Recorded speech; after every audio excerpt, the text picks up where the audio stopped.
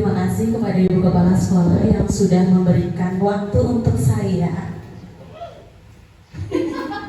Untuk saya mendapatkan tugas di OJT 3 untuk pengimbasan, maka terima kasih kepada ibu-ibu yang sudah berkenan hadir pada pagi hari ini untuk kita sedikit berbagi praktik baik, sedikit berbagi materi yang pernah saya dapatkan di KKA, di pelatihan yang dari Juli kemarin.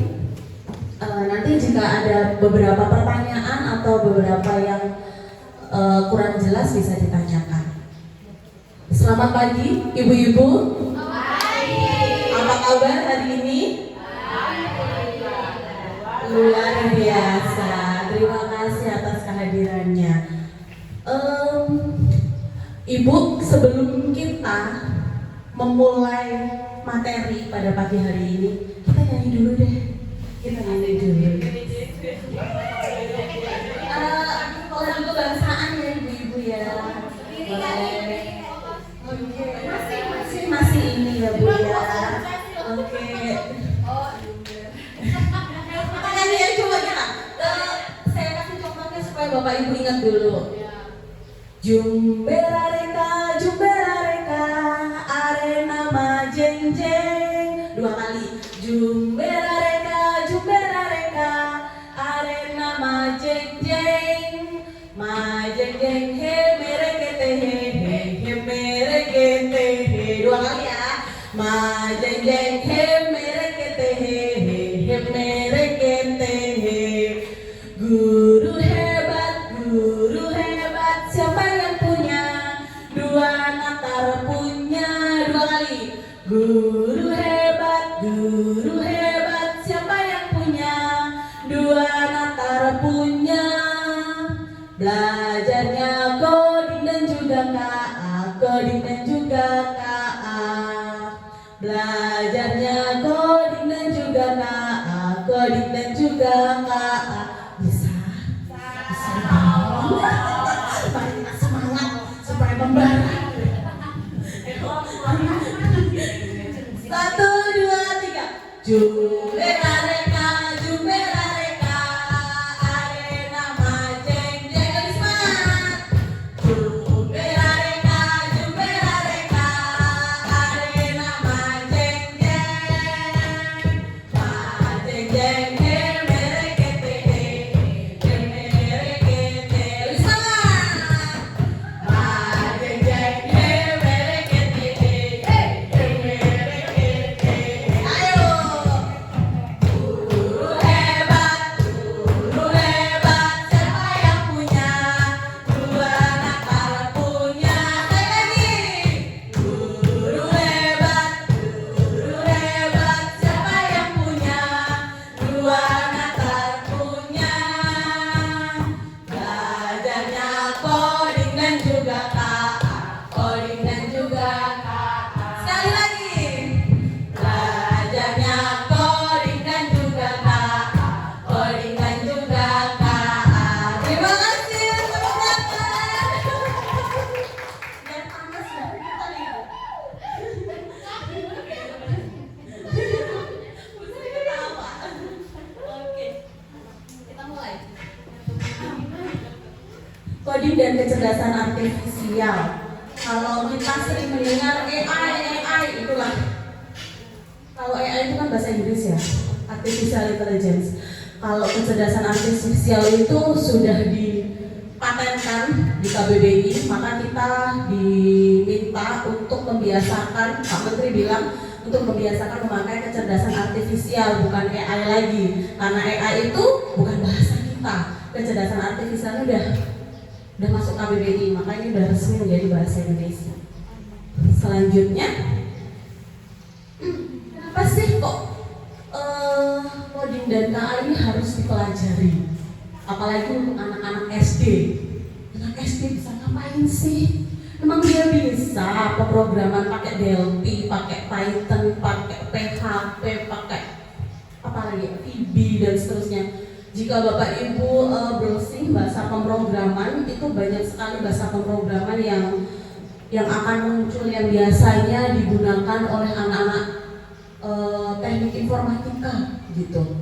Nah, kenapa kok anak-anak SD ini harus pakai, harus belajar, bahkan diminta di kelas 5 dan 6 itu harus mulai belajar coding dan KA.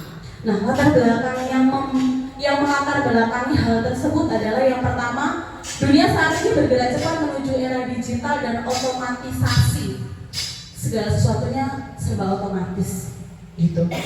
Kementerian Pendidikan menekankan bahwa penguasaan coding dan KA adalah fondasi penting untuk membentuk sumber daya manusia unggul di abad 21. Nah, kita sekarang sudah sering menggunakan, kalau kita butuh sesuatu, kita pengen cari tahu sesuatu, kita tinggal googling, kita tinggal masukkan kata kuncinya. Kita mau mengecek barang, Bu Betty pengen beli barang misalnya, pengen beli baju pramuka untuk Bita. Kita searching dulu, kita cari di Shopee. Di situ ada pilihan harganya dari yang kualitas rendah sampai kualitas tinggi ada dan disertakan harganya. Begitu gampang sekarang teknologi membuat masuk ke dalam kehidupan kita. Sudah sangat erat kaitannya. Yang kedua, anak-anak SD hidup di lingkungan yang sudah dikelilingi teknologi, ponsel pintar, media sosial, aplikasi pembelajaran hingga asisten virtual seperti Siri dan Google Assistant. Ya, ponsel pintar itu HP kan. Anak-anak mana sih yang sekarang nggak bisa pakai HP? Anak-anak mana yang sekarang itu tidak bisa main games dengan memakai teknologi, ya kan? Bahkan umur berapa tahun sekarang sudah, kalau dibiarkan dia akan mainan HP. Lalu ada media sosial, mungkin Bapak Ibu juga menggunakan media sosial sebagai tempat untuk sharing. Misalnya kita mau pakai pembelajaran hari ini, kita edit nih di CapCut, CapCut. Nah, terus lalu kita upload di TikTok gitu kan ya. Nah, kita bisa menyebarkan bahwa ini loh pembelajaran yang sudah kita lakukan di sini. Dan nanti kita share biasanya di status WA kita, ya kan? Kita lagi ngapain? Nah, segitu dekat teknologi dengan kita sekarang ini.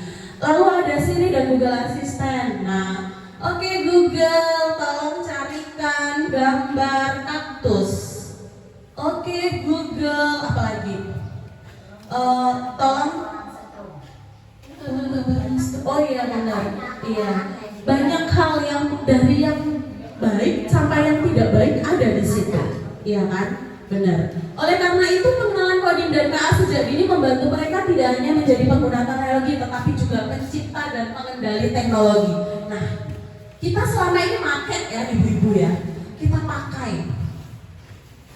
pakai saja. Tapi memungkinkan nggak sih kalau kita menjadi anak-anak kita nanti menjadi pencipta atau pengembang? Memungkinkan nggak kira-kira ibu-ibu? Memungkinkan. Itu yang diharapkan supaya anak-anak kita itu menjadi pencipta dan pengendali teknologi, membuat, tidak hanya pakai, tidak hanya menggunakan, tetapi membuat. Lalu pembelajaran ini juga mendukung penguatan kompetensi 4C, critical thinking, creativity, communication, dan collaboration. Nah, kenapa begitu? Coding dan KA ini menekankan kepada kita untuk berpikir secara logis, supaya anak-anak itu berpikir secara logis. Nah, itu yang akan membuat anak-anak menguatkan kompetensi 4C-nya, begitu. Nanti kita bahas lebih lanjut, apakah benar, apakah ngefek, apakah sesuai dengan latar belakang ini. Oke, kita lanjutkan ya. Nanti saya share PPT-nya. Oke, tujuan pembelajaran coding dan KA di SD. Yang pertama adalah membekali siswa dengan pemahaman dasar berpikir komputasional. Komputasional itu apa? Komputasional itu runtut, iya mirip komputer. Berpikir seperti komputer. Komputasional itu berpikir seperti komputer. Kalau kita berpikir komputasional, kalau kita menginputkannya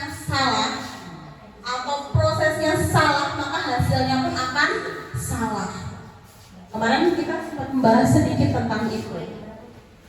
Lalu mengenalkan konsep dasar kecerdasan artifisial, cara kerjanya, penerapannya dalam kehidupan sehari-hari. Lalu menyiapkan siswa agar adaptif terhadap perubahan teknologi dan siap menghadapi tantangan masa depan. Itu tadi. Sekarang aja teknologi itu sangat dekat dengan kita. Ini kita nggak tahu sesuatu, oke Google, kita cari apa, kita pakai ChatGPT. Bapak Ibu udah pernah pakai ChatGPT? Gemini, DeepSeek, apalagi sih Gemini, DeepSeek, Meta AI yang di WA itu banyak sekali ya sekarang. Hal seperti itu banyak sekali sudah di mana-mana ada. Canva AI, Canva aja ada AI-nya. Itu lebih gampang kalau Canva, kalau kita bikin PPT udah langsung jadi aja. Oke, lanjut. Menumbuhkan etika digital dan tanggung jawab menggunakan teknologi digital. Etika digital bukan berarti kita ini sekarang sedang menggunakan teknologi sedemikian rupa, tapi kita tidak bertanggung jawab untuk apa sih, ada etikanya nggak sih? Tentunya ada etikanya. Tentunya KA ini ada baiknya dan ada buruknya, ada dampak negatifnya dan ada dampak positifnya, gitu. Tentu saja itu menjadi tanggung jawab kita untuk memperkenalkan kepada anak. Nah, kalau kalian menggunakan KA, berarti kalian tidak boleh menggunakannya dengan cara yang sembrono.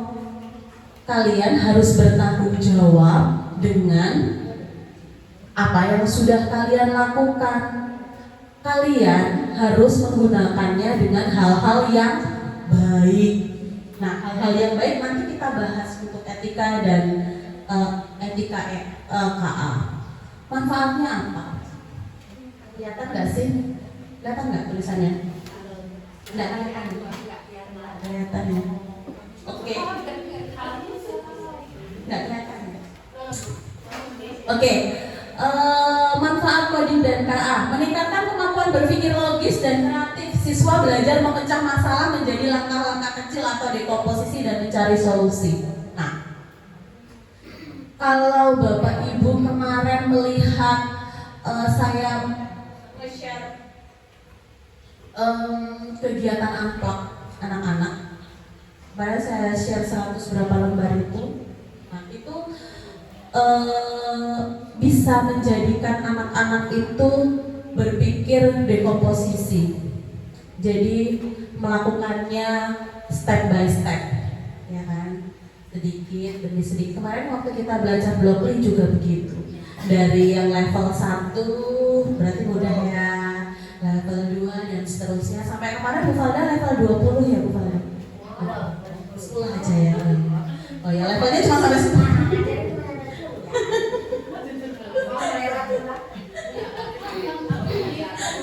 Oke, membentuk karakter tangguh dan kolaboratif. Kegiatan coding menumbuhkan kerjasama dan ketekunan. Iya, kalau nggak bisa ya nanya. Kayak kemarin, ini gimana ini ya? Level 1 udah bisa, level 2 gimana ini? Level 3 dan seterusnya. Ada kerjasama dengan temannya. Ada ketekunan. Kenapa ada ketekunan? Ini level 1 saya bisa. Masa iya level 2 saya nggak bisa? Saya harus bisa ini. Sampai memaksa, ayo tambahin waktunya, saya belum selesai, ini levelnya belum beres gitu. Itu gurunya. Bagaimana kalau itu diterapkan dengan anak-anak? Pasti lebih antusias gitu. Yang berikutnya adalah mengenalkan teknologi masa depan. Siswa memahami bagaimana KA bekerja dalam kehidupan nyata, seperti rekomendasi video di YouTube, penerjemahan otomatis, atau pengenalan wajah di ponsel. Ada yang sudah pakai pengenalan wajah di ponsel? HP-nya Ibu, HP saya. HP saya belum, baru fingerprint aja. Fingerprint apa? Pinjar aja. Iya. Itu pengenalan wajahnya dihadapkan ke kita, di scan, dan akhirnya kuncinya terbuka begitu. Lalu rekomendasi video YouTube. Kalau ibu-ibu suka banget dengan konten YouTube mukbang, ya mukbang aja yang muncul. Lalu kita juga bisa ngecek anak kita sebenarnya suka nonton apa sih dari riwayat itu. Ya, dari riwayat itu bisa lihat kok anak kita ini nontonnya apa saja sih gitu. Lalu penerjemahan otomatis bahkan sekarang bahasa Jawa pun sudah ada translatornya, ya penerjemahnya ada. Yang belum ada bahasa Lampung, ya bahasa Lampung belum ada. Oh, lagi dibikin sama Bu Ropi, amin, biar nanti kita punya. Nah, harapannya seperti itu. Jadi bahasa Inggris sudah ada dong dari zaman kapan udah ada. Kalau penerjemah bahasa Inggris, penerjemah bahasa Jawa belum lama inilah. Ada aplikasinya? Bukan aplikasinya. Jadi kayak apa namanya penerjemah otomatisnya gitu. Ada. Tapi kayak kurang. Iya. Belum maksimal. Iya, masih salah-salah. Kemarin saya sempat pakai gara-gara Kenzo dapat tugas, saya nggak tahu cari di situ yang nggak dapat gitu. Lanjut, meningkatkan literasi digital. Ya, tentunya meningkatkan literasi digital.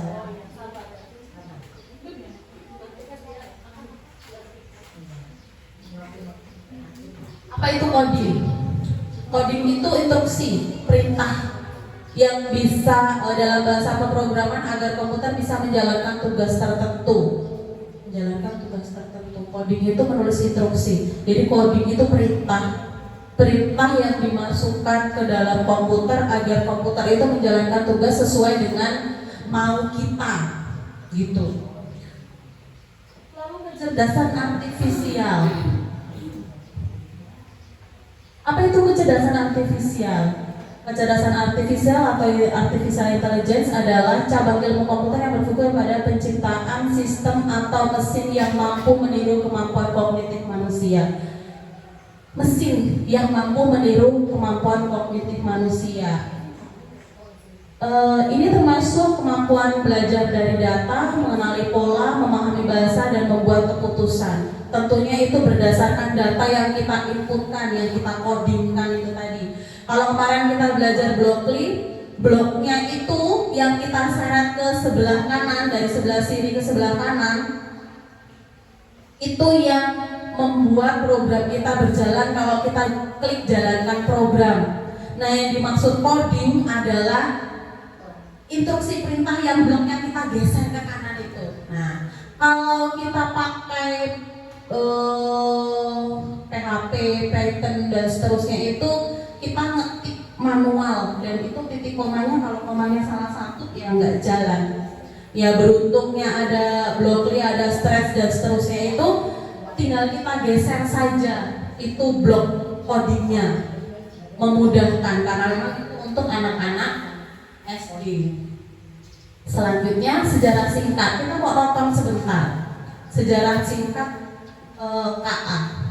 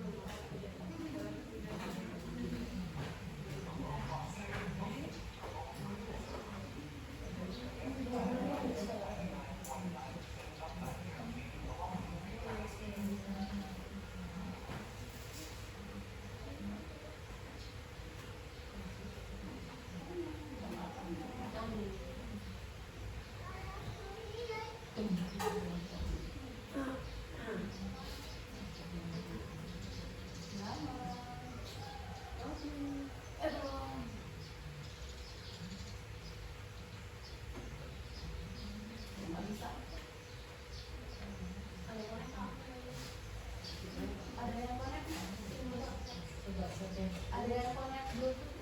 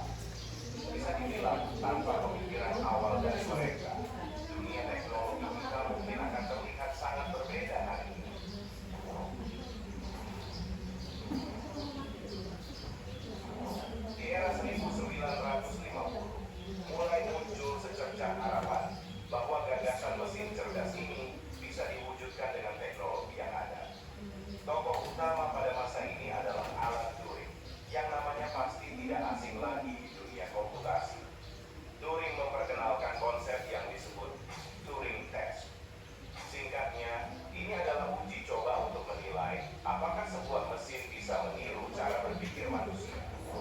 Kalau sebuah mesin bisa melewati tes ini, artinya ia cukup pintar untuk dianggap berpikir. Dan jangan lupa, Turing juga terlibat dalam pemecahan kode Enigma selama Perang Dunia Kedua yang membuktikan betapa kuatnya konsep logika komputasi. Sementara itu, ada juga Claude Shannon yang dikenal sebagai bapak teori informasi. Shannon menunjukkan bahwa komputer bisa diprogram untuk melakukan operasi logika sederhana. Contoh yang menarik adalah ketika ia menerapkan teori ini dalam permainan catur yang menjadi tantangan intelektual pertama untuk AI. Bayangkan, di saat komputer masih sangat dasar, sudah ada upaya untuk membuatnya bermain catur. Disinilah optimisme terhadap AI mulai tumbuh.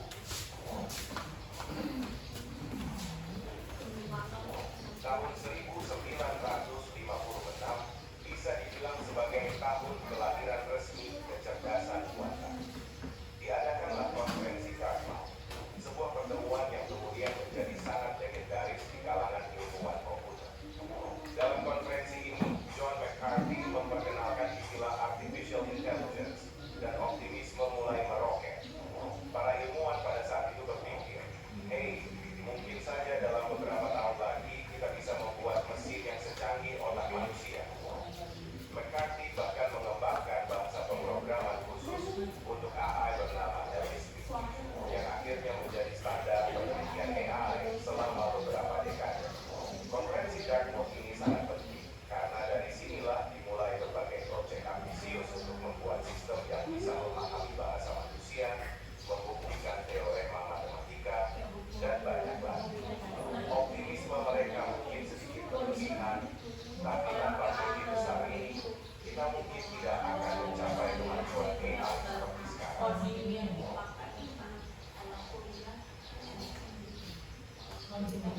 Pada tahun 60-an hingga 70-an, kita mulai melihat perkembangan ke arah yang lebih spesifik. Konsep sistem pakar muncul.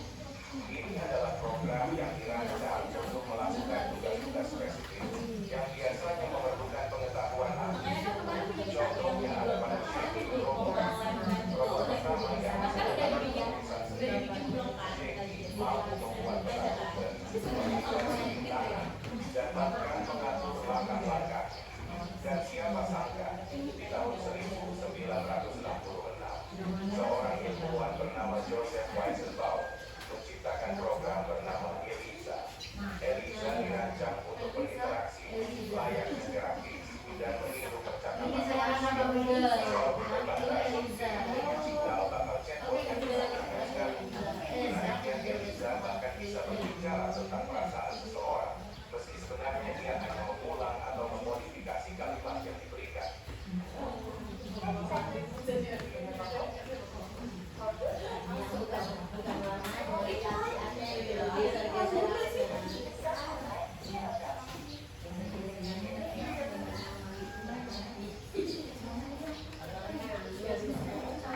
sempat menjadikan perjalanan ini ternyata mengalami hambatan besar pada akhir 1970-an hingga 1980-an. Periode ini disebut sebagai AI Gate, sebuah masa ketika ekspektasi tinggi terhadap AI tidak terpenuhi. Kekecewaan mulai muncul di kalangan investor, pemerintah, hingga peneliti AI sendiri. Apa yang menyebabkan AI Gate? Ada beberapa faktor utama. Pertama, keterbatasan teknologi saat itu menjadi kendala besar. Model dan algoritma AI saat itu membutuhkan daya komputasi dan penyimpanan data yang sangat besar, sesuatu yang belum bisa disediakan oleh perangkat keras pada masa itu. AI juga belum mampu melakukan tugas-tugas kompleks yang diharapkan, seperti memahami bahasa manusia secara mendalam atau melakukan pengenalan gambar dengan akurasi tinggi. Akibatnya, banyak proyek ambisius yang mengalami kegagalan. Kedua, AI filter ini semakin parah dengan keluarnya laporan James Lighthill pada tahun 1973 ini. Lighthill menyampaikan bahwa AI memiliki aplikasi yang sangat terbatas di luar beberapa bidang khusus, dan dia menyatakan bahwa penelitian di bidang AI belum menghasilkan pencapaian yang signifikan.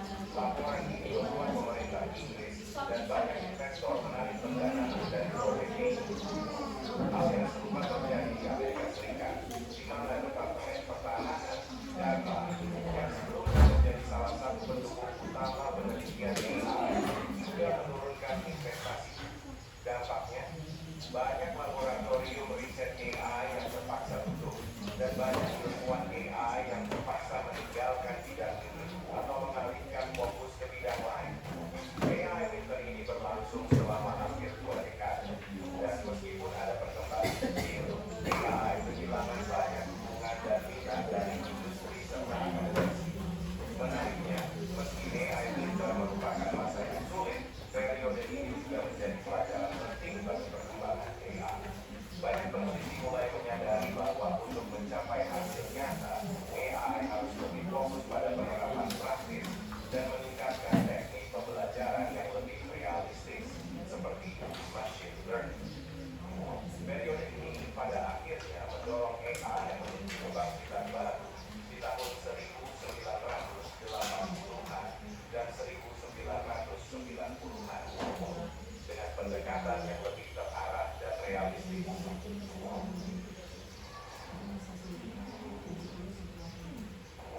AI kembali bangkit di tahun 80-an dengan pendekatan yang berbeda, yaitu machine learning. Bukannya hanya meniru manusia, ilmuwan mulai mengembangkan cara agar mesin bisa belajar dari data yang dimiliki. Sistem pakar mulai digunakan di berbagai industri, seperti dalam bidang medis, untuk membantu diagnosa, perbankan, dan teknik. Contohnya, program bernama Exxon yang membantu merancang sistem komputer secara otomatis. Algoritma backpropagation yang diperkenalkan oleh Geoffrey Hinton juga memberi jalan bagi jaringan saraf untuk belajar dari data. Tokoh-tokoh seperti Joshua Bengio dan Yasin Nur ikut mengembangkan metode-metode yang memungkinkan pengenalan gambar, pengenalan pola, dan banyak lagi. Dengan metode ini, AI semakin berkembang dan mulai berfungsi dalam kehidupan nyata. Hello, my name is Laura. Yes, pero I'm from here. My name is sorry. Di dekade terakhir ini, kemajuan di bidang big data dan deep learning benar-benar mengubah permainan. Banyak perusahaan besar seperti Google, Microsoft, dan Amazon berinvestasi besar-besaran untuk mengembangkan AI. Kenapa bisa? Karena teknologi seperti deep learning memungkinkan AI untuk belajar dari data dalam skala besar dengan hasil yang sangat akurat. Disinilah lahir produk-produk AI yang akrab dengan kita, seperti Siri, Alexa, dan Google Assistant. Teknologi Natural Language Processing atau NLP memungkinkan mesin untuk berinteraksi dengan kita menggunakan bahasa alam. Bahkan, dengan adanya OpenAI dan model bahasa seperti GPT-3 dan GPT-4, AI sekarang bisa menulis teks, membuat kode, bahkan menciptakan karya seni. Ini benar-benar mengubah cara kita berkomunikasi dengan mesin.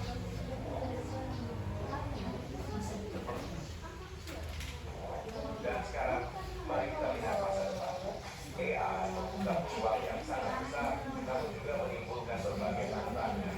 Pertanyaan besar muncul, apakah kita bisa mengembangkan AI yang aman, tidak bias, dan tidak merugikan manusia? Tokoh seperti Stuart Russell memperingatkan kita untuk membuat AI yang bertanggung jawab, yang menghormati nilai-nilai kemanusiaan. Di sisi lain, teknologi AI generatif seperti DALL-E dan Stable Diffusion menciptakan peluang di bidang seni dan desain, tapi juga menimbulkan kontroversi terkait hak cipta. Jadi, masa depan AI penuh dengan potensi sekaligus risiko. Akan jadi seperti apa AI di masa depan? Itu tergantung pada cara kita mengarahkan teknologi ini dan mengambil langkah yang bijak dalam mengembangkannya.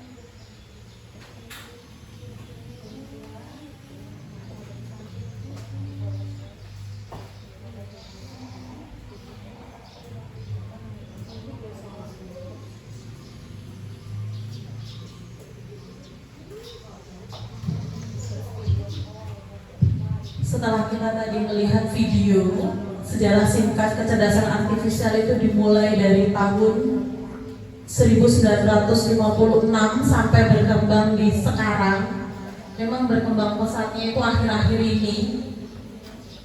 Itu yang semuanya sepertinya dari COVID itu ya sudah mulai perkembangannya begitu pesat dari COVID itu, karena COVID itu mengharuskan kita tidak bertatap muka dengan orang lain. Maka dari situlah perkembangan KA ini berkembang sangat pesat.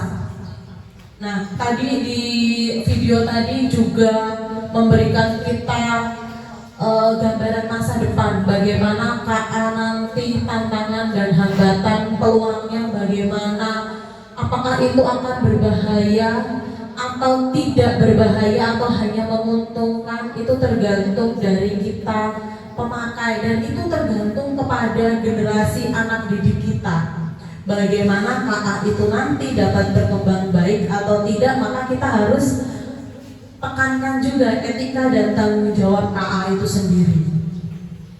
Jangan sampai mereka hanya bisa menciptakan tapi mereka tidak melakukan etika dan tanggung jawabnya, maka nanti akan terjadi salah kaprah di situ. Selanjutnya, penerapan di SD. Bagaimana kita menerapkannya di SD? Yang anak-anaknya kemampuannya belum sebagus kalau anak-anak SMK. Yang pertama, kegiatan plak. Kegiatan plak ini kalau menggunakan perangkat digital. Kemarin kita sudah pernah belajar pakai Blockly. Pakai Stretch kita belajar enggak ya? Enggak ya? Cuma Blockly aja ya. Lalu kemarin kita sempat pakai apa yang kita bikin lagu? Ingat nggak? Ingat nggak? Suno. Iya kan. Terus kegiatan unplug. Kalau kegiatan unplug itu tanpa perangkat digital.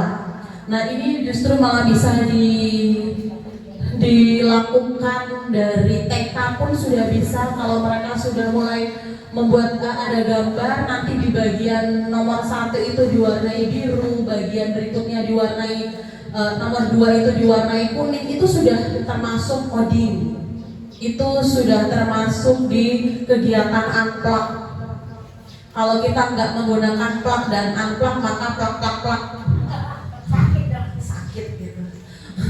Permainan program Yopa, memahami algoritma, menulis kode resep. Bahkan kalau kita mengajarkan anak-anak bagaimana urutan membuat teh manis, itu urutannya itu kita sudah mengajarkan tentang algoritma, itu juga sudah KA. Kalau Bapak Ibu sudah membaca modul yang saya share, udah dibaca belum? Udah dibaca belum? Senyum-senyum dulu, udah dibaca belum modul? Iya, belum.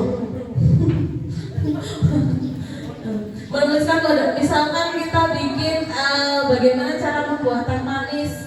Yang pertama kali dilakukan apa dulu? Bawa gelasnya. Terus? Rebus air dulu.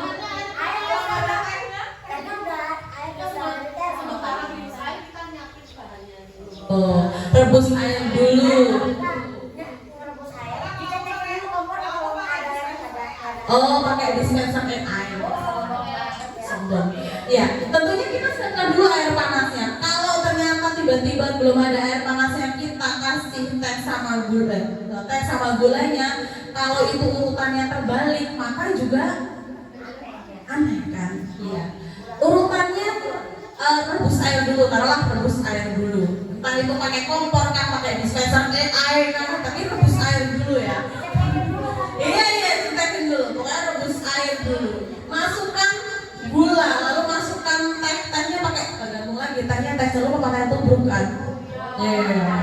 Iya, teh celup misalnya yang gampang deh. Baru dituang air panasnya, diaduk, baru teh bisa disajikan. Kalau kebalik, kalau urutannya salah, hasilnya pun akan salah. Itu dimaksud dengan algoritma. Itu udah algoritma Bapak Ibu. Kalau ibu-ibu mau jelasin tentang anak-anak, algoritma yang bagaimana pakai itu aja itu udah termasuk algoritma. Gitu. Lalu Yang berikutnya ada integrasi lintas mata pelajaran. Kalau integrasi lintas mata pelajaran, bahasa Indonesia misalnya menulis cerita interaktif dengan logika percabangan, menulis cerita interaktif dengan logika percabangan itu juga bisa. Matematika pengenalan pola dan variabel. Kalau kita belajar tentang matematika itu tentunya urutannya harus betul. Kalau kita ngerjain pecahan ya urutannya harus samakan penyebut, harus diubah jadi pecahan biasa dulu, samakan penyebut dan seterusnya. Lalu kalau PKN menanamkan etika digital dan tanggung jawab menggunakan teknologi itu masuk di PKN. Maka sebenarnya KKA ini bisa mapel yang berdiri sendiri, bisa juga yang integrasi dengan mapel lain. Tapi karena kita Chromebook ada, ya mungkin, dan kita juga punya Chromebook, punya alatnya, punya WiFi, maka itu diharapkan KKA berdiri sendiri. Selanjutnya, tantangan dan hambatan. Keterbatasan fasilitas dan akses teknologi di beberapa sekolah. Kalau di tempat kita memungkinkan nggak, kita kan pakai cloud, pakai digital, memungkinkan atau tidak? Memungkinkan ya.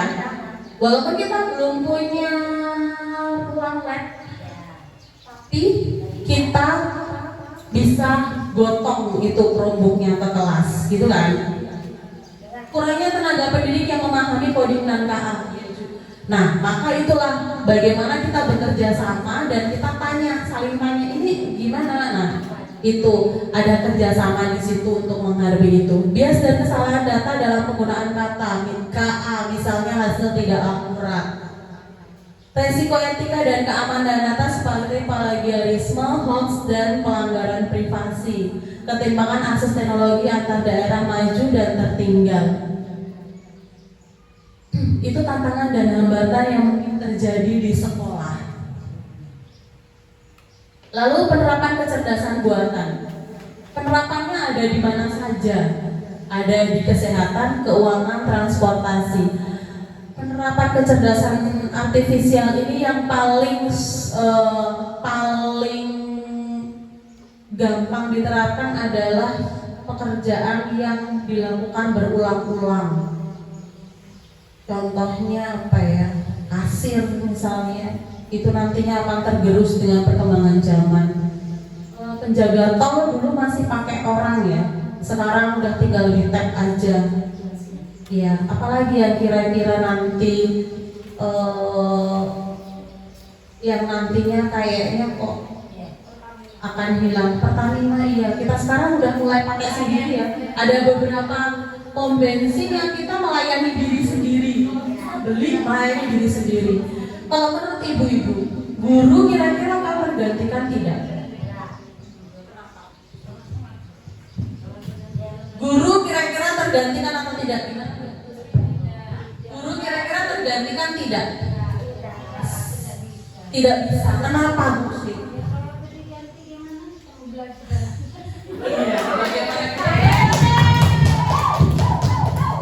Benar.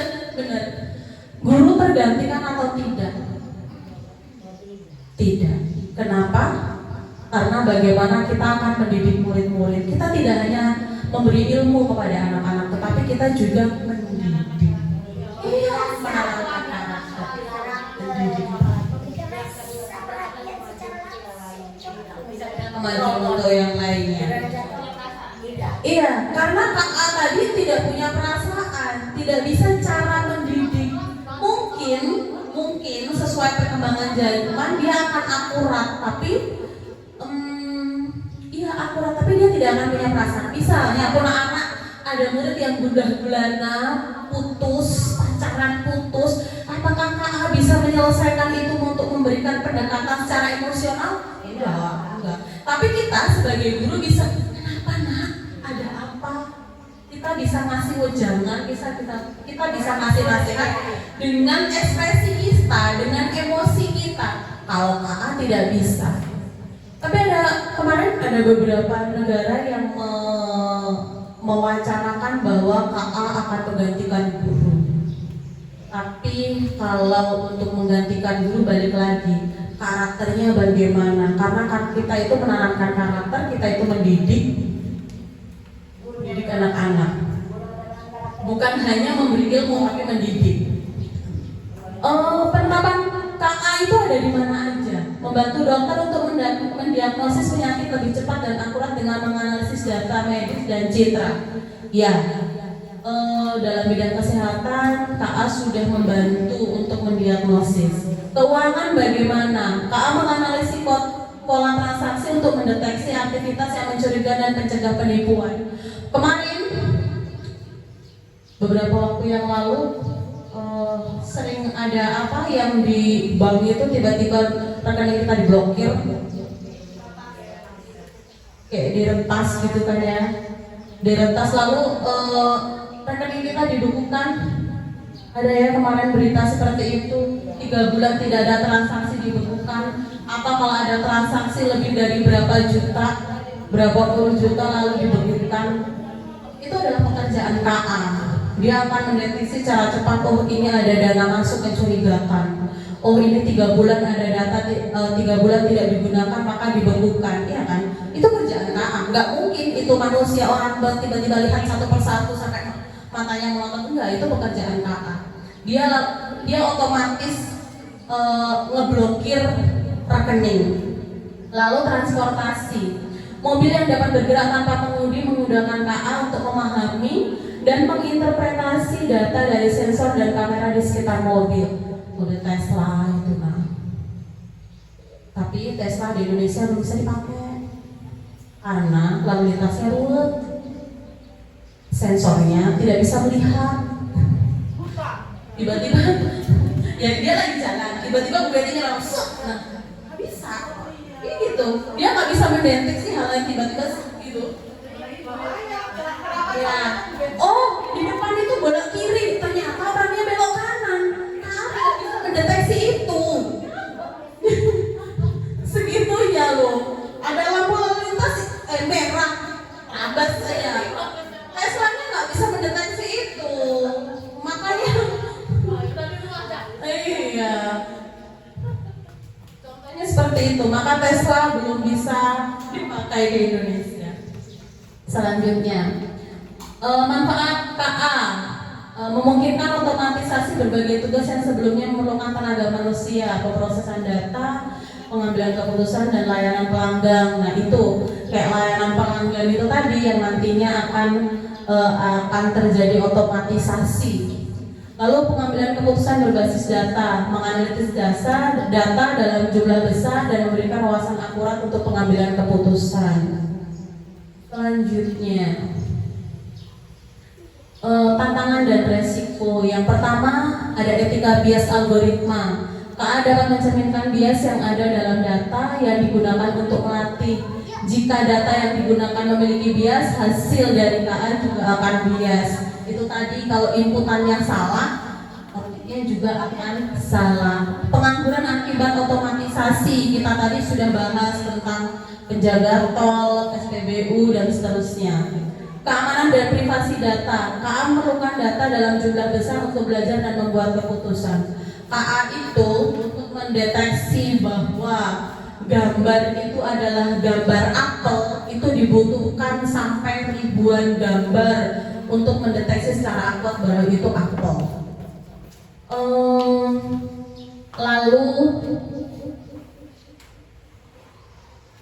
Lalu ketergantungan pada teknologi. Ketergantungan yang semakin besar pada KA dapat membuat manusia lebih tergantung pada teknologi dan mengurangi kemampuan untuk mengambil keputusan tanpa bersin bantuan. Kecanduan maksudnya.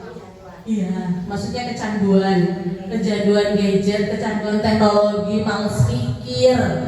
Nah, maka diperlukan etika itu tadi supaya kita tidak hanya bergantung pada mesin, tapi kita juga diminta untuk berpikir terus, berpikir lebih kreatif. Walaupun kita menggunakan KA, tapi jangan lupa KA-nya itu tadi hasilnya kita cek lagi, bener apa enggak.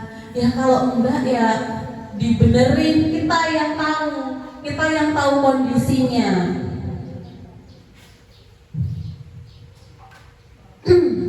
masa depan kecerdasan artifisial. Integrasi lebih luas di kehidupan sehari-hari, peningkatan kolaborasi manusia dan mesin, KA yang lebih personal dan adaptif. Etika penggunaan kecerdasan artifisial. Yang pertama, transparansi. Siswa harus memahami bagaimana KA bekerja dan dari mana hasilnya berasal. Contoh, memahami bahwa hasil dari ChatGPT atau Gemini bisa saja tidak sepenuhnya benar. Nah, sudah kita bahas tadi ya. Walaupun kita menggunakan Gemini, ChatGPT, tapi kita cek lagi benar atau salah. Kalau ada yang salah ya kita perbaiki. Yang kedua, akuntabilitas. Guru dan pengguna bertanggung jawab atas hasil yang dihasilkan KA. Jika ada yang kesalahan, harus ada pihak yang memperbaiki dan menjelaskan. Karena KA tidak bertanggung jawab atas kesalahan yang ada yang sudah terjadi. Outputnya dia tidak bertanggung jawab bahwa itu salah atau benar. Yang bertanggung jawab kita yang pakai. Yang ketiga, keadilan dan non-diskriminasi. KA tidak boleh digunakan untuk mendiskriminasi berdasarkan jenis kelamin, ras, atau latar belakang sosial. Lalu yang keempat, privasi dan keamanan data. Siswa tidak boleh membagikan data pribadi, foto, alamat, suara tanpa izin. Guru wajib mengajarkan pentingnya menjaga privasi informasi pribadi di dunia digital. Ya, privasi keamanan data. Ngomongin keamanan data, sebenarnya data kita ini sudah tidak aman. Kemarin saya dapat cerita dari teman adik bahwa dia itu BI checkingnya ternyata bermasalah. Ketika dia dicek di OJK, dia tidak merasa hutang. Dia tidak merasa pakai apa sih bank, apa tuh ada ada uang apa itu lah itu pinjol itu. Dia tidak merasa pakai. Tapi dilihat di OJK ternyata dia punya tunggakan. Akhirnya BI checking dia tuh dia mau ngambil rumah, kok BI checking dia bermasalah. Rupanya ada di satu pinjol yang belum diberesin, tapi dia nggak merasa make. Rupanya dipakai sama adiknya, make.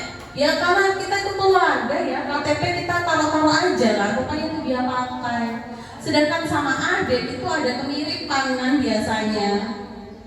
Kan seharusnya ada verifikasi wajah ya, tapi ada beberapa pinjol yang nggak pakai verifikasi wajah loh. Serem kan? Nah itu yang ilegal, pinjol yang ilegal. Ada juga yang ilegal yang nggak pakai verifikasi wajah. Ada juga yang iya. Bisa jadi dia karena mirip, karena kakak adik kan mirip. Oh iya, kembar tuh lagi serem ya. Pakai verifikasi wajah, ya udah. Dan dia nggak merasa uangnya itu masuk rekening dia, tapi ternyata ada tunggakan di situ, maka BI checking dia bermasalah. Lalu kejujuran dan tanggung jawab, tidak menggunakan KA untuk mencontek, menjiplak atau menyebarkan informasi, menumbuhkan kesadaran bahwa KA adalah alat bantu bukan pengganti. Ya, itu KA itu bukan pengganti kita yang mengendalikan KA. Ada dua tugas membuat slide presentasi. Oke. Sebelum itu, ibu-ibu kalau pakai PPT biasanya pakai apa? Pakai Canva ya? Pakai Canva atau pakai PowerPoint? Canva ya. Oke. Ini ada tugas membuat slide presentasi berdasarkan materi ini. Boleh pilih salah satu. Ada manfaat, ada penggunaan kecerdasan artifisial, contoh pemanfaatan sampai pemanfaatan penggunaan kecerdasan artifisial. Boleh pilih salah satu. Bu Falda mau pakai yang mana? Satu dia. Bu Rata mau yang mana? Dilihat dulu. Bu Nopi mau yang mana? Kelompoknya Bu Nopi satu bangku berarti sama Bu Sri. Bu Sri sama itu itu deh, Resti ya. Oke. Bu Novi mau yang mana? Kalau bisa jangan sama. Tantangan etika boleh. Bu Fira dan Bu Neni mau pilih yang mana? Apa? Etika sudah. Pengenalan boleh, pengenalan. Mana pengenalan? Oh ya, pengenalan secara sederhana. Sudah. Bu Iis apa? Kita stop sejak kapan? Pinter banget ya. Oke. Kalau bisa jangan sama, kita bisa pakai Canva. Sudah bisa caranya ya, bagaimana untuk membuat Canva dengan cepat ya, cepat aja. Kita bisa pakai Canva AI biar cepat. Sudah bisa.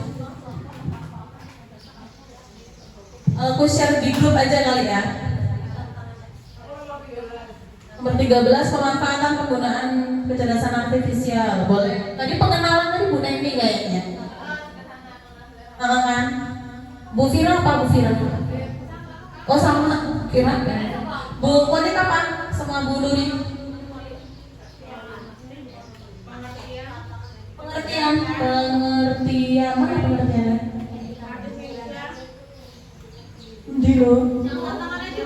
Tantangan etika tadi udah loh. Udah tantangan etika tadi. Banyak. Coba yang pertama tuh manfaat kecerdasan artifisial. Manfaat tadi udah Bu Valda dan Bu Reza. Yang kedua penggunaan kecerdasan artifisial sebagai pengembang dan pengguna. Belum. BWST ya. Yang ketiga, contoh pemanfaatan kecerdasan artifisial di berbagai bidang dalam kehidupan sehari-hari. Belum ada yang punya. Yang ketiga itu aja. Yang keempat, tantangan teknis dalam pengendalian kecerdasan artifisial. Belum tadi. Tantangan etika tadi sudah. Kecerdasan artifisial dan tantangan sosial. Belum. Strategi mengatasi tantangan kecerdasan artifisial. Rekomendasi pemanfaatan. Belum. Supervised learning dalam klasifikasi. Bisa? Kalau ada kesulitan, kita bisa pakai Canva AI aja biar cepat.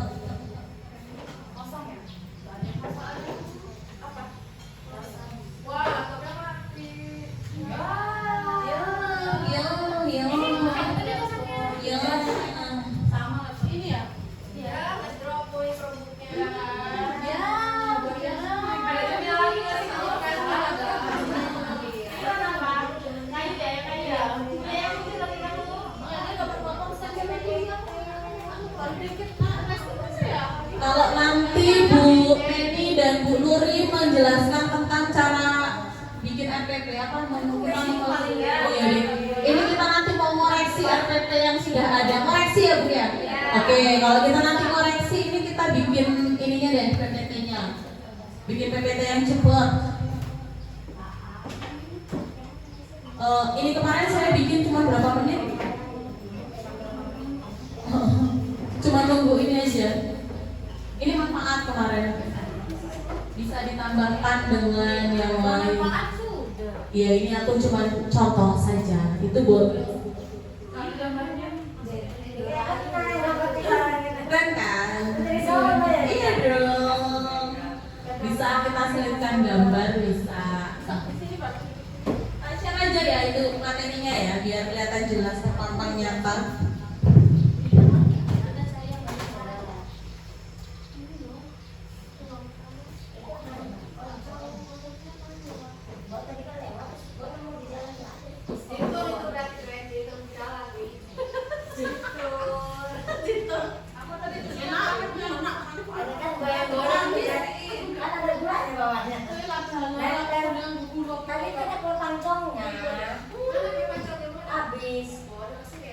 Udah aku share di grup tuh. Udah aku share di grup. Dah, udah aku share di circle post. Tapi kamu udah ditaruh mic.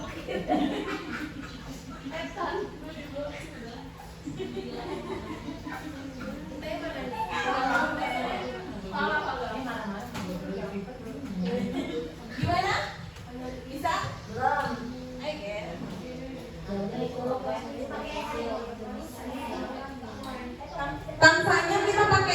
aja, pakai apa ID belajar aja.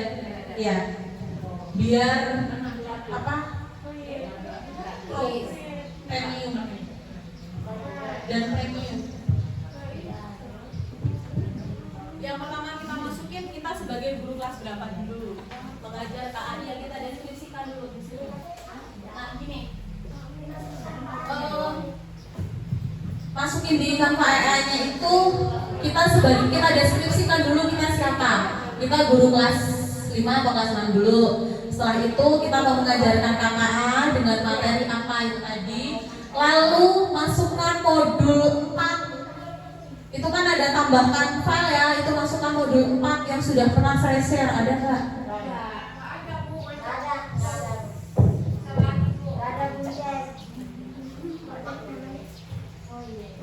Masukin biar nanti hasilnya kakak itu ya kakaknya tahu. Kalau kakak gue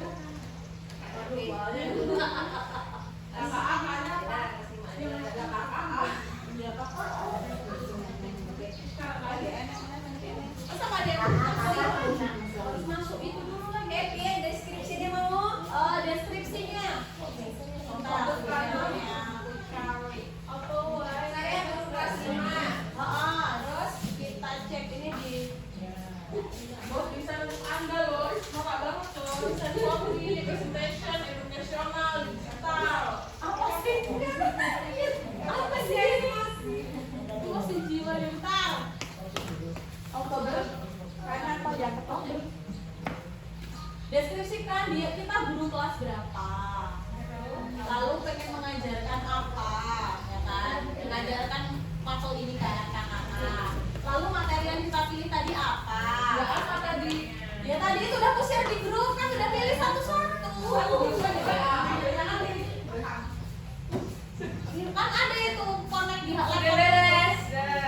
Udah kan? Oke. Boleh? Boleh dipresentasikan? Iya cepet. Ayo Bu Nini, Bu Firma, presentasiin. Apa? Enggak, di sini di ini lah.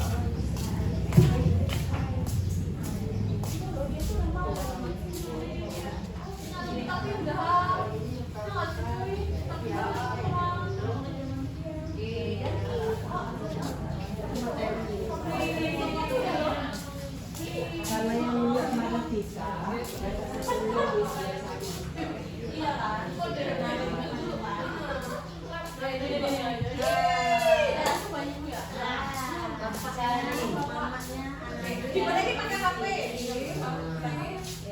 Kalau kan lagi pakai HP Dari sini ada bagikan remote control, kita backup. Jadi nanti bisa pakai HP aja, biar kita nggak mondar-mandir. Tadi kan pakai HP. Oh, itu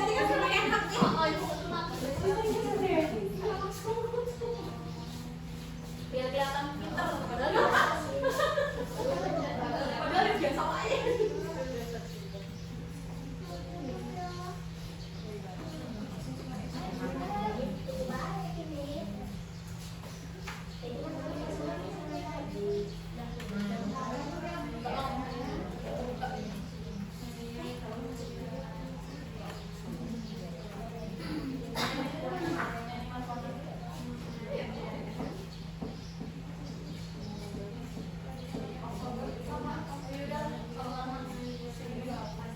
tapi gitu deh caranya.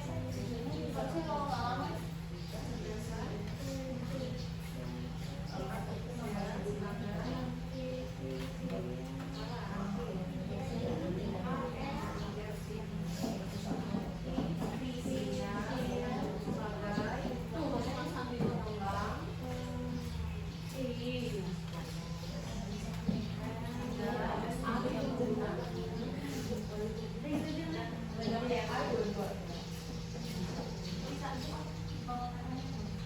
Kesana arahnya ke laptop. Jadi canggih. Iya.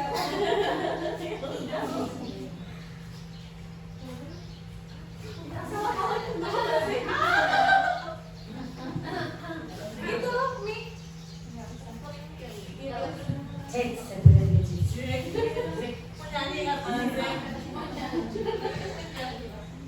Baik, assalamualaikum warahmatullahi wabarakatuh. Baik ibu-ibu, saya akan menjelaskan mengenai pengenalan kecerdasan artifisial untuk siswa SD.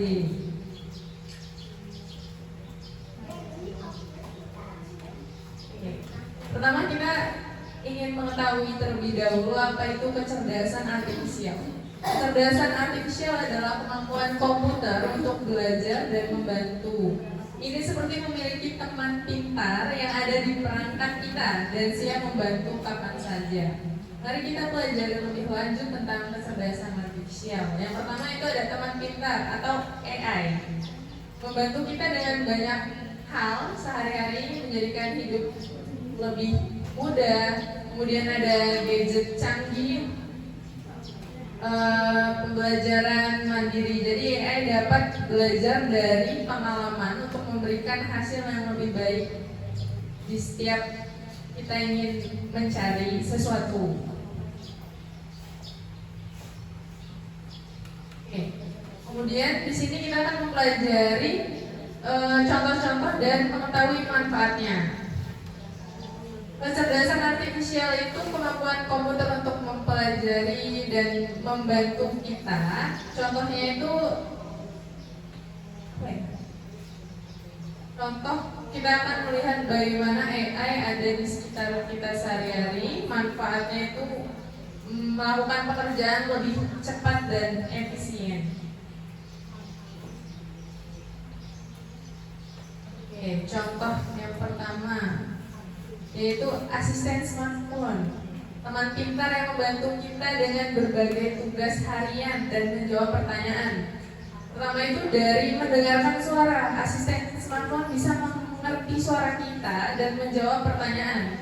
Kemudian mereka juga bisa mengatur, mengingat dan menjadwalkan acara penting. Jadi ada biasanya kalau di kalender itu bisa kita setting untuk mengingat acara-acara penting, jadi dia terhubung di Google untuk kalender. Kemudian ada aplikasi cerdas lainnya seperti Gemini ataupun ChatGPT dan lainnya. Banyak aplikasi AI yang membantu kita belajar dan bermain. Oke, kemudian ada robot. Robot itu adalah contoh kecerdasan artifisial yang membantu kita dalam pekerjaan rumah tangga misalnya. Ada robot pembersih, robot ini bisa membersihkan lantai sambil kita bermain, jadi bisa terhubung melalui HP. Kemudian ada robot pembantu, bisa membantu memasak dan mengatur rumah. Kemudian ada robot menjaga, robot yang bisa menjaga keamanan rumah saat kita tidur. Oke, kemudian game. AI membantu kita belajar sambil bermain dengan cara yang menyenangkan, yaitu ada belajar interaktif. Game ini membuat kita bisa berinteraksi dan belajar bersamaan. Kemudian pembelajaran personalisasi, menyesuaikan tingkat kesulitan permainan sesuai kemampuan kita. Meningkatkan kreativitas, permainan ini juga mendorong anak-anak untuk berimajinasi dan berpikir kritis. Manfaat kecerdasan artifisial dalam kehidupan kita, yaitu pekerjaan lebih cepat, menemukan hal-hal baru, hidup lebih mudah, membantu belajar dan memecahkan masalah. Untuk fakta menariknya tentang kecerdasan artifisial, yaitu AI bisa belajar dari pengalaman, tidak punya perasaan seperti manusia, dapat membantu dalam banyak tugas, mampu mengenali suara dan gambar seperti yang sudah dijelaskan oleh Bu Seksi. Kemudian dapat digunakan di berbagai bidang, yaitu pendidikan seperti kita bisa membuat presentasi lebih mudah, PPT, yaitu ada Canva AI. Jadi AI itu adalah teman pintar kita. Kita bisa menemukan AI di banyak tempat seperti smartphone dan robot, kemudian membantu kita melakukan pekerjaan lebih cepat dan efisien dan mendorong imajinasi kita. Jadi alat canggih yang bisa membantu dalam berbagai cara. Oke, baik, itulah presentasi yang dapat saya sampaikan. Kurang lebihnya saya mohon maaf. Saya akhiri, wassalamualaikum warahmatullahi wabarakatuh. Terima kasih Ibu Vira. Tadi PPT slide yang sudah dibuat dilakukan berapa menit Bu? Berapa menit tadi bikinnya? Kurang dari 5 menit sudah selesai. Berapa slide? 10 slide. Ada yang sudah selesai juga ibu-ibu? Silakan. Bu Nopi udah? Yuk, Nopi. Silakan maju Bu Nopi. Cepet banget kan bikin PPT.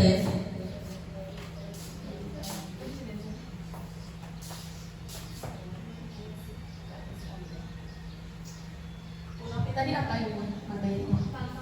Tantangan etika ya? Sudah? Bu Inges sudah? Apa? Iya sih, tapi kita Twitter banget. Bu Fangda, Bu Meliza sudah? Oke. Bu Ratna dan Bu Betty sudah? Belum. Masih nunggu ya loadingnya. Yang penting sinyalnya cepat aja, dia akan cepat jadi. Bu Nuri dan Bu Monik sudah? Belum. Tunggu loading. Oh, ya. Karena dia tergantung banget sama sinyal kita.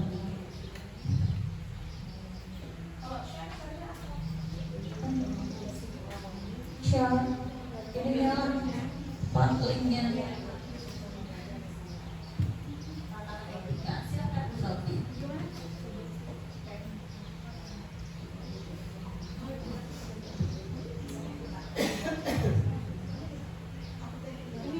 Pakai itu aja scan.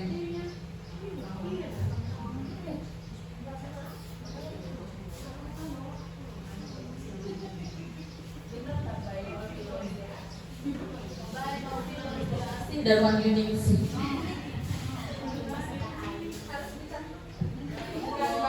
Baik kita baik apa ya? Tapi kan kita edit.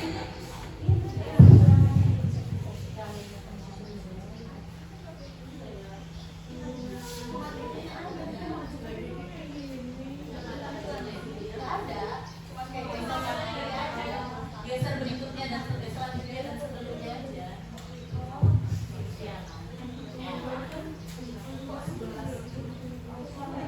Baik, Assalamualaikum warahmatullahi wabarakatuh.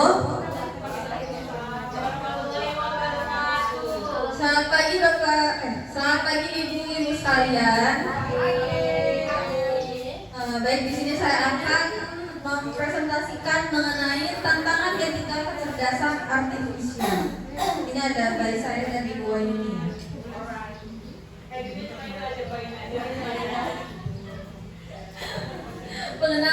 Sebelumnya kita pengenalan dulu kecerdasan artifisial. Apa itu KA? Kecerdasan artifisial atau KA adalah mesin atau komputer yang bisa berpikir dan belajar seperti manusia. Contoh KA yang sering kita jumpai adalah asisten suara seperti Siri dan Google, robot mainan, serta aplikasi yang membantu memfilter foto dengan mudah. Apa itu KA? Pentingnya etika untuk KA. Etika adalah aturan yang baik untuk kita semua. Kecerdasan buatan juga perlu etika agar perilakunya tepat. Jadi bukan hanya ketika kita berperilaku dalam sehari-hari, tetapi ketika di KA kita juga harus mempunyai etika ya Bapak Ibu. Misalnya KA harus jujur dan tidak membeda-bedakan. Dengan begitu kita bisa menggunakan KA dengan lebih aman dan bijak. Selanjutnya, etika kecerdasan artifisial, keadilan dan privasi. Kecerdasan artifisial harus jujur dalam keputusan yang diambil. Ini berarti KA tidak boleh membeda-bedakan antara pengguna. Penting juga untuk menjaga privasi data pribadi kita. Misalnya, KA tidak bisa membagikan informasi tanpa izin kita. Biasanya kalau kita menggunakan banking atau ShopeePay itu biasanya kita ada konfirmasi ya Bapak Ibu, entah itu pakai scan muka atau dengan kode yang sudah kita buat awalnya, kode verifikasi. Yang pertama itu ada privasi. Jadi tantangannya itu ada privasi. Kecerdasan artifisial KA bisa membaca data kita seperti informasi pribadi. Kita perlu menjaga rahasia agar data kita tidak disalahgunakan oleh orang lain. Apakah di sini ada yang pakai ShopeePay Letter? Oke, nah itu biasanya kita ada verifikasi dulu terlebih dahulu data-data kita, masukin KTP dan lain-lain. Jadi di sini kita menjaga agar data kita tidak disalahgunakan. Lalu yang kedua ada bias. KA kadang bisa membedakan secara tidak adil, misalnya dalam permainan. Ini bisa membuat beberapa pemain merasa diperlakukan tidak adil dan hanya karena data yang digunakan tidak tepat. Kadang kita verifikasi KTP itu ada yang nggak terverifikasi, padahal mukanya muka kita ya, tapi kadang di verifikasi KTP itu tidak dikenali. Jadi di sini kadang merasa diperlakukan tidak adil hanya karena data yang digunakannya itu tidak tepat. Lalu keamanan, KA harus dirancang untuk aman digunakan. Jika tidak, ada resiko disalahgunakan oleh orang jahat yang bisa menyebabkan kerugian bagi pengguna yang tidak bersalah. Seperti yang tadi kata Bu Cecil ya, itu bisa digunakan dengan keluarga kita sendiri, jadinya tidak aman. Lalu ada bias dan ketidakadilan. Yang pertama ada discrimination. Kecerdasan artifisial atau KA dapat membuat keputusan yang tidak adil, seperti memberikan nilai lebih rendah kepada pemain tertentu dalam permainan karena ketidakpahaman atau kesalahan dalam mempelajari data. Yang kedua ada data tidak seimbang. Jika tidak digunakan data yang digunakan untuk melatih KA tidak seimbang, hasil yang dihasilkan bisa bias. Misalnya, jika sebagian besar data berasal dari satu kelompok, itu bisa menciptakan diskriminasi. Lalu yang ketiga ada solusi untuk ketidakadilan. Penting untuk memeriksa dan memperbaiki data yang digunakan oleh KA serta melibatkan berbagai perspektif dalam pengembangan. Ini membantu memastikan keadilan dan mengurangi kemungkinan diskriminasi.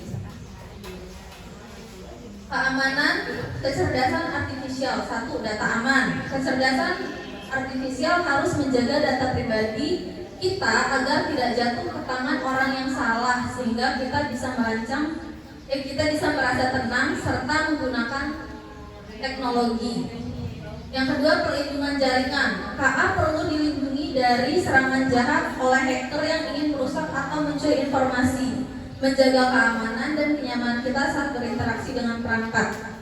Kalau ini biasanya kita temuin itu ada link-link phishing yang biasanya ada dikirim oleh orang-orang hacker.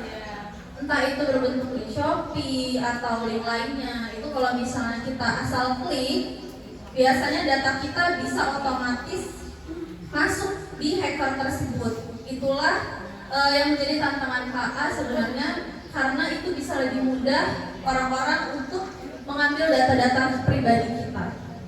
Lalu yang ketiga, tanggung jawab pengembang. Para pengembang KA memiliki tanggung jawab untuk menciptakan sistem yang aman dan dapat diandalkan sehingga orang jahat tidak bisa menyalahgunakan teknologi yang ada. Selanjutnya ada tanggung jawab kecerdasan artifisial. Yang pertama, siapa? Jika membuat kesalahan, penting untuk mengetahui siapa yang bertanggung jawab atas keputusan yang diambilnya, apakah itu pembuatnya atau penggunanya. Yang kedua, mengapa? Memahami tanggung jawab sangat penting agar pengguna dan pengembang KA tahu bahwa tindakan mereka dapat berdampak pada orang lain dan lingkungan. Lalu yang ketiga ada contoh. Misalnya, jika robot sekolah memberikan nilai yang salah, orang tua dan guru harus mencari tahu apa yang terjadi dan memperbaiki kesalahan tersebut. Oh, ini kalau misalnya kita sudah memberikan penilaian itu dari sistem komputer ya. Jadi misalnya dalam komputer tersebut terdapat kesalahan, orang tua dan guru itu harus tahu bagaimana mencari solusi kenapa itu disebut salah oleh komputer. Selanjutnya ada tantangan etika kecerdasan artifisial. Ringkasan yang mudah diingat. Tantangan utama etika yang pertama, privasi, itu menjaga data kita. Bias, tidak adil dalam penilaian. Keamanan, melindungi dari penyalahgunaan. Tanggung jawab, siapa yang bertanggung jawab jika salah. Penggunaan KA dengan bijak. Dan bertanya jika itu sangat penting ya Bapak Ibu. Cara kita bisa berperan menggunakan teknologi bijak. Yang pertama, selalu bertanya jika ragu. Yang kedua, menggunakan teknologi dengan bijak. Yang ketiga, melaporkan hal aneh yang terjadi. Yang keempat, mari kita berperan aktif dalam penggunaan kecerdasan buatan seperti tindakan kecerdasan dapat membantu menciptakan dunia yang lebih baik dan lebih aman saat berinteraksi dengan teknologi. Baik, sekian yang dapat saya sampaikan. Terima kasih. Saya akhiri. Wassalamualaikum warahmatullahi wabarakatuh. Terima kasih Bu Novi. Ada lagi yang sudah selesai? Bu Ratna sudah? Hah? Sudah belum? Yuk, silakan Bu. Bu Beriza udah? Bu Novi udah? Bu Novi, Bu Monik dan Bu Nuri udah? Udah? Ayo, monggo. Boleh? Pakai itu juga bisa? Bisa? Bisa. Ini punya Vira? Boleh pakai punya Vira?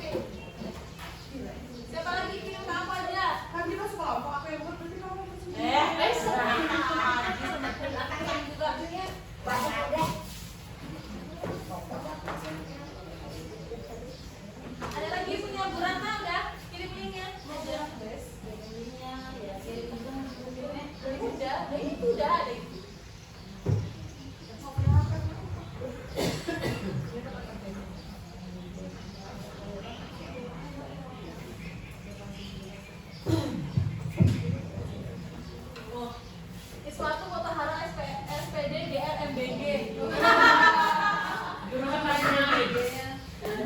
MBG loh. Jurusannya bukan tali temari. Prodi tali menari. Oprek.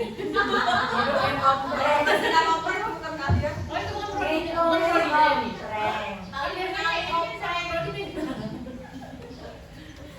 Gak terkirim lah punya folder Kalau sifatnya bukan ngirim belakang. Jurusannya bukan tali temari. Kok malah sosopi? Aku udah bisa bikin tali sepatu sekarang. Ada kemajuan loh. Belajarnya sulit. Sulit. Lama dulu belajarnya. Dari kecil memang nggak pernah sampai tali sepatu sampai sekarang. Ya ini aku ikat, terus aku sering terima kan sepatunya nggak pernah kalau ngikat itu suami kok ini. Nanti kalau masih kena dia masih dia jelas. Itu botol itu berarti sama Jona nggak bisa ikat tali sepatu. Pengen masih di sini, coba di sini, kamu tarik, kamu dia bang, di dulu pak, yang kita baru belajar. tapi agak lain Sepatu juga ada apa? Kalau kuliah sekolah udah jaket ini udah jaket semua masanya. nanti coba kita bikin publik ya ibu.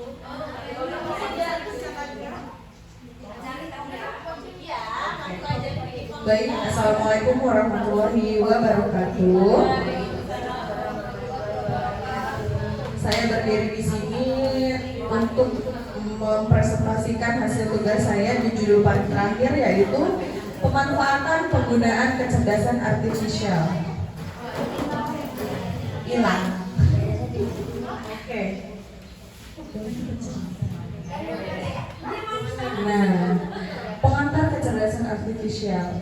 Dari tadi sudah dijelaskan AI itu apa, terus bagaimana cara penggunaannya. Saya ulangi kembali agar lebih jelas. AI adalah teknologi yang membuat komputer dan mesin bisa berpikir dan belajar seperti manusia. Seperti asisten suara Siri dan Google Assistant. Setiap handphone kita kan sudah pakai smartphone. Itu kalau yang pakai iPhone itu ada namanya Siri. Iya, terus juga ada di Android juga ada Google Assistant juga. Lanjut. Oke. Pemanfaatan AI. Yang pertama di dalam dunia pendidikan. AI hadir dalam aplikasi belajar yang membantu siswa memahami materi. Jadi kita kalau di kelas, kalau siswanya pengen mengenal materi, pengen cari-cari materi yang nggak ada di buku, itu bisa melalui AI. Kemudian yang kedua untuk hiburan, karakter pintar dalam permainan video memberikan pengalaman interaktif yang seru. Jadi untuk memanfaatkan AI ini, untuk kita mau cari permainan video itu bisa melalui AI yang sering kita gunakan. Kemudian AI juga memberikan rekomendasi film dan lagu yang sesuai dengan minat anak-anak. Apalagi kita kan notabene kita kan ngajarnya SD. Apalagi seperti saya guru kelas 2, Bu Neni, Bu Moni, gitu, guru-guru kelas 2, Bu Farda. Kita bisa mencari lagu yang sesuai dengan minat anak-anak melalui pemanfaatan AI itu sendiri. Lalu ada AI dalam kehidupan. Nah, di dalam dunia kedokteran mungkin bisa untuk mendiagnosa penyakit. AI membantu dokter mendiagnosa penyakit lebih cepat dan akurat. Sepertinya aku pernah dengar Bu Sisi menjelaskan tentang ini ya.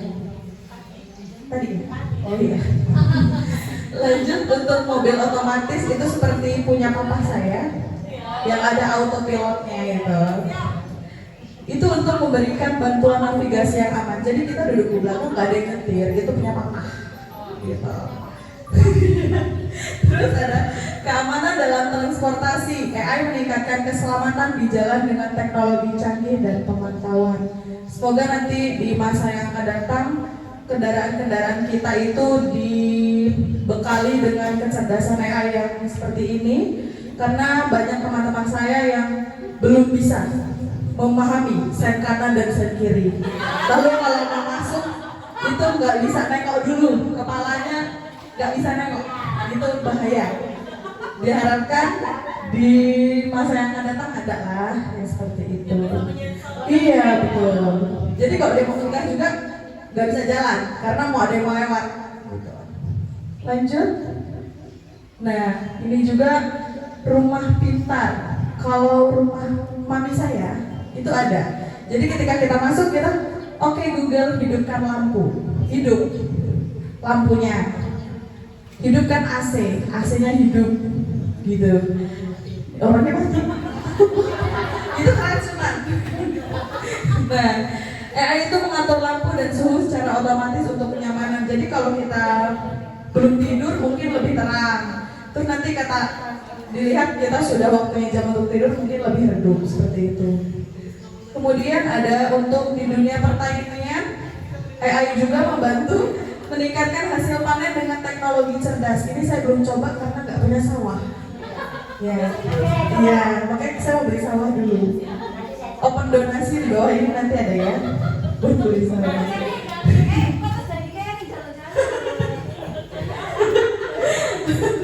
Ya nggak apa-apa sih, sedekah. Iya, betul. Lalu ada pemantauan lingkungan. Nah, AI memantau kualitas udara untuk menjaga kesehatan masyarakat.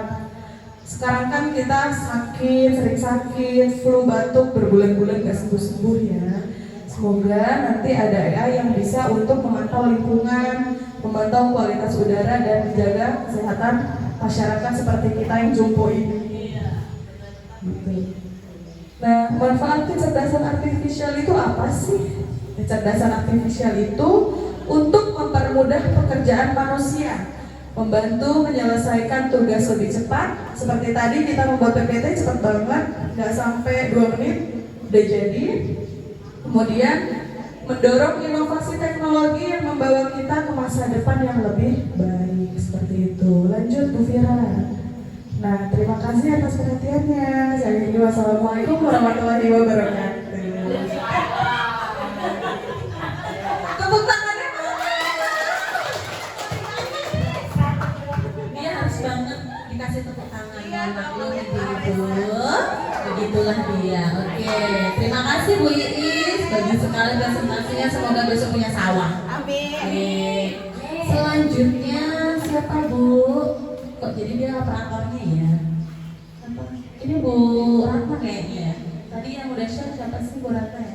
Bu Meriza belum share ya? Oh. Bu Monik belum? Bu Resti udah? Belum.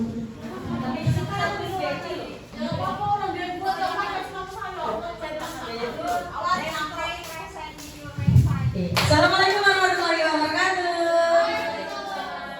Waduh, masih semangat ya? Semangat. Oke, lemas, minum dulu. Mau joget dulu? Kepala pundak lutut kaki. Desplikin yang kita desplikin. Desplikin ya, boleh. Oke. Allah tepuk 1, 2, 3. Tepuk 1. Bukan. GR. Bukan. Allah. Tepuk 1. Tepuk 2.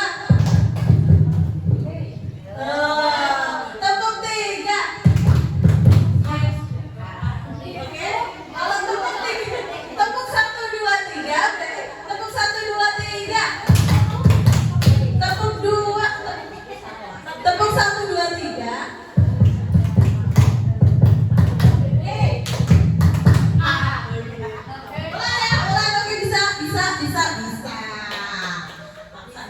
Tepuk 1.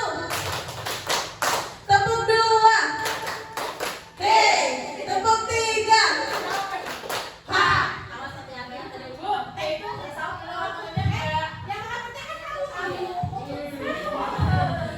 Ulang ya, tepuk 3, 2, 1. Oke, udah di sini itu aja. Oke, terima kasih Bu Sisi. Kita kembali ke materi. Oke. Tadi secara umum ya, Ibu Iis. Nah, ini kita ambil secara khususnya. Pemanfaatan penggunaan kecerdasan buatan dalam dunia edukasi. Kita ambil inovasi AI untuk pembelajaran yang lebih interaktif dan efektif. Lanjut. Kelas 5 ya di SDN Negeri 2 Natar. Ini nggak harus kelas 5, semua kelas juga bisa pakai. Ya, Betty. Lanjut, oke. Untuk pendahuluannya yang tadi sudah dijelaskan seperti Bu Iis, cuman ada penambahan sedikit. Kalau untuk pendidikannya itu teknologi yang memungkinkan mesin berpikir belajar dan membuat keputusan layaknya manusia. Jadi membuat keputusan layaknya manusia. Selanjutnya, mengapa sih AI dalam pendidikan? Nah, itu ada pertanyaannya. Jadi dapat meningkatkan efisiensi pembelajaran, memberikan pengalaman belajar yang dipersonalisasi dan membantu pendidikan dalam berbagai tugas. Makanya sekarang anak-anak apa-apa AI, dikasih tugas AI, ya. Jadi membantu siswa. Terus peranan AI dalam pendidikan itu apa aja? Ada 3 di sini ya. Yang pertama yaitu tentang otomatisasi tugas administrasi. Jadi membantu guru dalam menilai tugas dan mengatur jadwal mengelola laporan siswa. Sering kita pakai di Canva. Gimana cara bikin jadwal ya? Terus kayak mana sih buat laporan untuk siswa? Terus gimana sih cara menilai tugas supaya lebih menarik ya gitu ya? Pakai Canva bisa, pakai Gemini juga bisa. Terus pembelajaran yang di sosialisasi, saya agak gimana ya? Agak belibet gitu, agak sedikit gitu. Ini harus latihan ya sama Bu Iis. Saya bahasa Inggris agak kurang ya. Jadi menyelesaikan masalah materi sesuai dengan kecepatan dan gaya belajar siswa. Ya, jadi ini bisa kita pakai untuk menyesuaikan materi apa sih yang cocok untuk siswa tersebut berdasarkan gaya belajar mereka. Kan kita tahu gaya belajar itu ada visual, auditory, kinestetik, ya. Jadi bisa kita pakai di situ. Terus ada asisten virtual ya, dan chatbot ya. Dapat menjawab pertanyaan siswa secara real time. Jadi hari itu tanya, ya hari itu dijawab. Detik itu tanya, ya detik itu juga dijawab. Lanjut.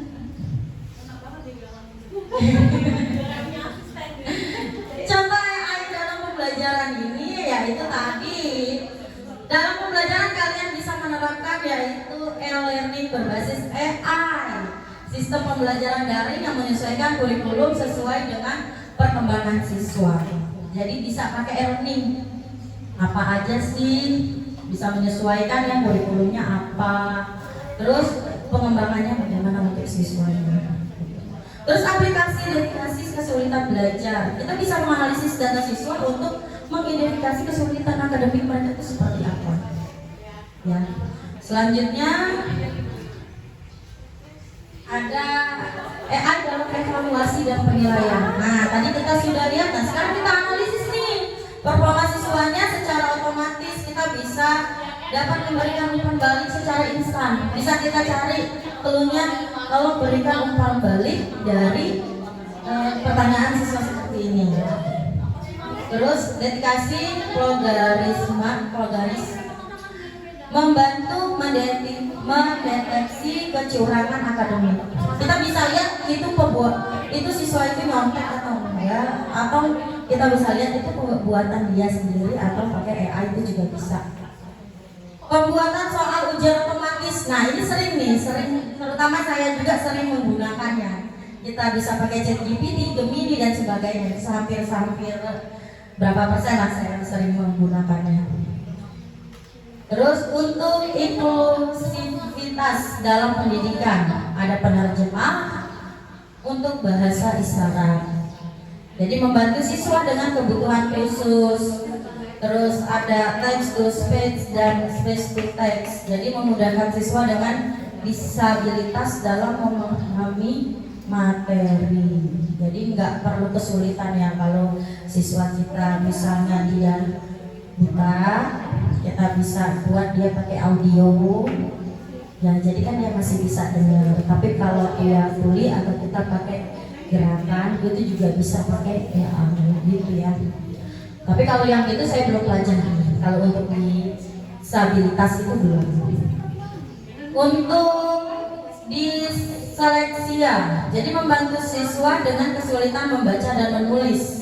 Nah ini bisa nih dibantu dengan menggunakan AI supaya lebih menarik. Kita pakai suara AI, nanti siswa tersebut bisa mengikuti.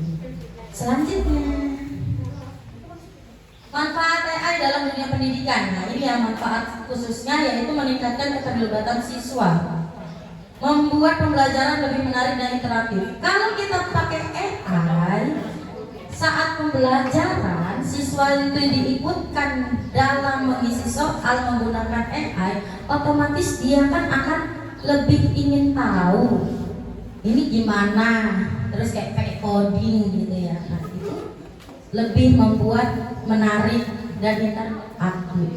Akses pendidikan yang lebih luas memungkinkan pembelajaran di mana saja dan kapan saja. Jadi kalau kita nggak bisa ngajarin hari ini, bisa terkendala kan kayak ini apa? Kita bisa share ya, materi ke anak-anak dengan AI tadi. Lanjut. Nah, tantangan dan kendala ada pasti ya, setiap ada kelebihan pasti ada kendala ya, kekurangannya dalam pendidikan. Satu, keterbatasan akses teknologi. Kenapa? Karena nggak semua siswa itu memiliki akses perangkat AI. Mungkin dia nggak punya HP, atau mungkin dia memang kurang mendalami bagaimana caranya gitu ya. Itu tantangan kita tuh. Privasi dan keamanan data yang sudah dijelaskan Bu Cecil tadi ya. Jadi harus melindungi data siswa dan guru. Ini bisa jadi disalahgunakan atau bisa jadi kebocoran. Tergantungan pada teknologi. Nah ini yang sering muncul nih. Apa-apa AI. Jadi siswa itu kebanyakan tergantungan karena sudah merasa enak di AI. Gak perlu capek-capek mikir, udahlah tanya aja sama AI, hari itu tanya, hari itu jawab kan, tinggal salin, kumpul ya. Nah itu yang membuat siswa tidak maju, tidak berpikir kritis, pikirnya simple. Nah itu dia. Jadi begitulah ya. Jadi kekurangannya dalam pendidikan stucknya di situ aja. Jadi anak pilihnya simple, cepat, yang penting aku dapat nilai. Padahal tujuan kita mengajar untuk lebih meningkatkan pemahaman siswa. Selanjutnya,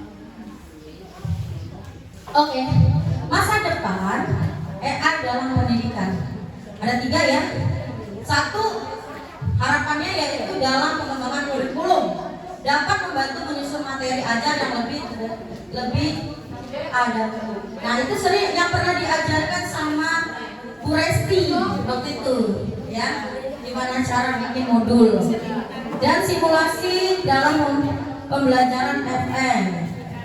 Pembelajaran berbasis simulasi untuk pengalaman lebih nyata. Itu ada di PNN. Kita dulu di aplikasi GTK. Dan pendidikan seumur hidup mendukung pembelajaran sepanjang hayat untuk semua usia. Di YouTube juga ada. Ya jadi semua usia bisa pakai. Oke? Kita ambil kesimpulannya. Jadi berdasarkan kesimpulan ini, AI memiliki potensi besar dalam dunia pendidikan dengan meningkatkan efisiensi, profesionalisasi, dan aksesibilitas pembelajaran meskipun ada tantangan seperti privasi data dan ketergantungan teknologi. Dapat menjadikan alat bantu yang memperkuat peran pendidikan, bukan menggantikan. Jadi harusnya di sini garis besar, memperkuat peran pendidikan, bukan menggantikan. Ya, jadi ibu-ibu tolong ini di garis besari. Selanjutnya, oh hilang, paling belakang, langsung chat aja. Nah, sudah itu dengan memanfaatkan yang bijak, AI dapat membawa perubahan positif bagi masa depan pendidikan. Jadi kesimpulannya itu yang perlu saya garis besari, bukan menggantikan ya, bukan menggantikan. Paham ya Bu? Tapi lebih memperkuat untuk pendidikan, untuk mempermudah. warahmatullahi wabarakatuh. Terima kasih Bu Ratna. Selanjutnya, presenter berikutnya.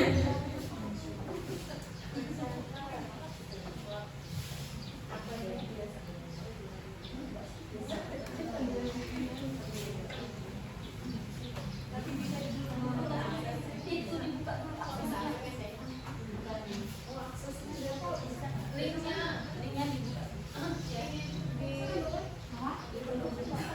Yang lain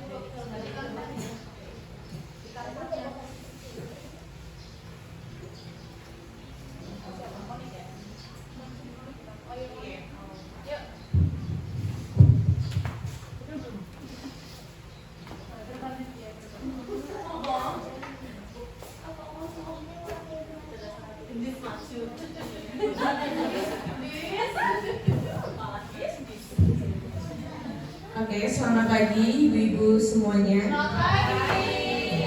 Di sini akan saya sampaikan tentang kecerdasan artifisial, mengajarkan anak-anak tentang AI dengan cara menyenangkan. Yang pertama, apa itu kecerdasan artifisial?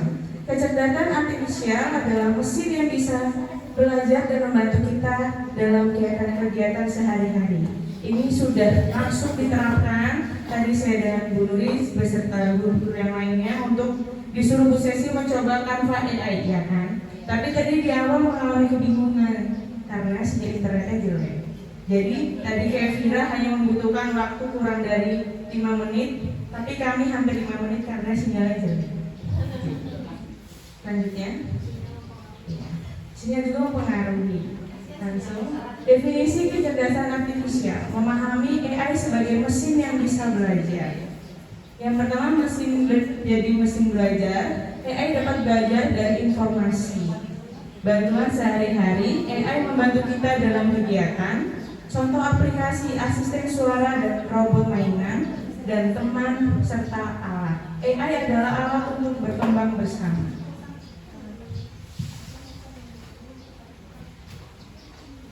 AI bekerja dengan input.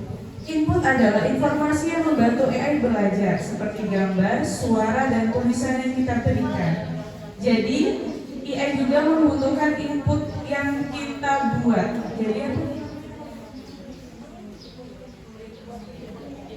Jadi kita harus juga memikirkan apa yang kita harapkan dari AI tadi, itu yang disebut dengan input.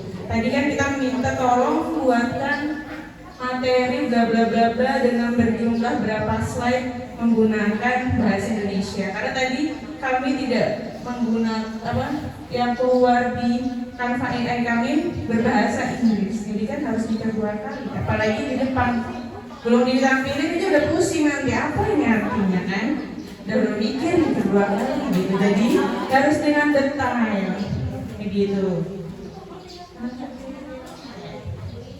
Informasi untuk AI, memahami pentingnya data dalam kecerdasan artifisial. Yang pertama, input, data yang diberikan kepada AI. Jadi kita memberikan data apa yang kita inginkan sespesifik mungkin. Jadi agar sesuai dengan apa yang kita harapkan. Proses, AI mau memproses input untuk hasil ini tadi. Jadi membutuhkan beberapa waktu untuk menunggu. Kecuali kalau mungkin jaringannya itu langsung yang buat mungkin langsung dapat selesai. Outputnya yang dikeluarkan, hasilnya yang kita minta dari AI tadi, jawaban atau tindakan dari AI. Lalu contoh nyata dalam kehidupan sehari-hari.